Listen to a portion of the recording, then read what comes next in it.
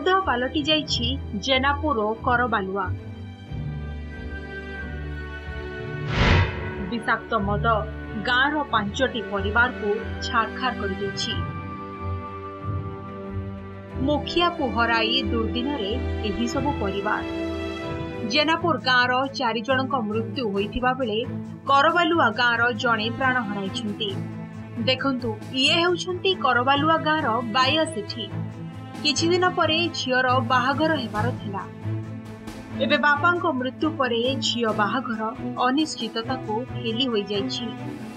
सेहीपरि जेनापुर प्रदीप बेहरा बाहर राज्य को जाई जहाँ किछि रोजगार करथिले सेथिरे परिवार चलुथिला। विषाक्त मद पी प्रदीप को मृत्यु परे तांको परिवार उपरे सते जेमिति चड़क पड़िछि। घर आमे 3 जण मां झियो 4 लोक अछ। भाई नाते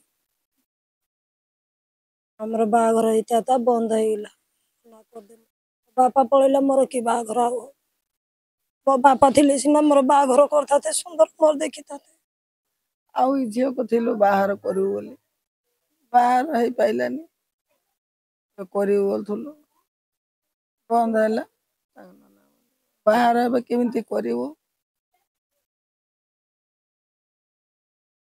घरे पुओ नाही आउ के नाही राम स्वामी थिले आम 2टा छुआ थिला आम ननद थिलो ता रोजगार कोला आम पेट पोसुथलो ताहले भी किछि आनि के दोथले आबे तांके चाली गले केमिति चलिबो बोले कि सरकार को अनुरोध करछु।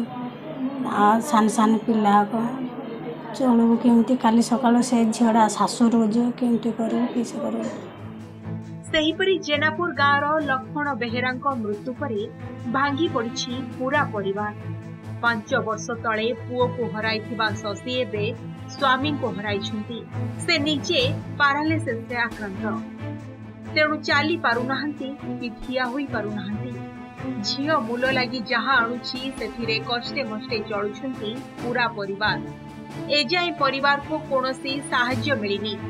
सेपटे विषाक्त मद पी 8 दिन धरी एमकेसीजी मेडिकल रे रहिबा परे सुस्थ होई गाँ को फेरिछन्ति जेनापुर गाँव दुर्योधन सेठी।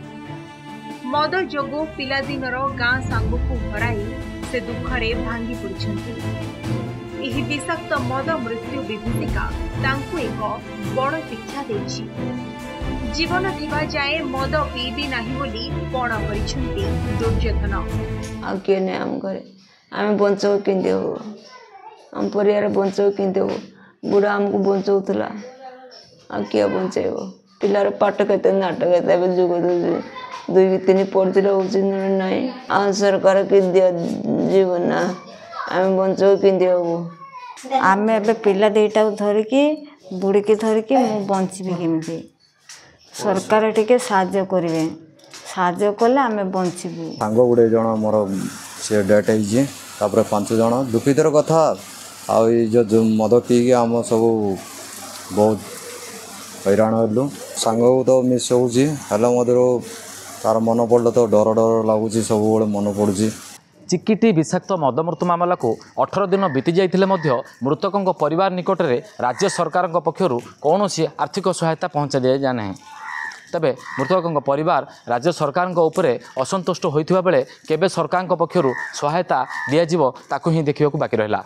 गंजाम जिला चिकिटी कालुचरण नाग, नंदीघोष टीवी।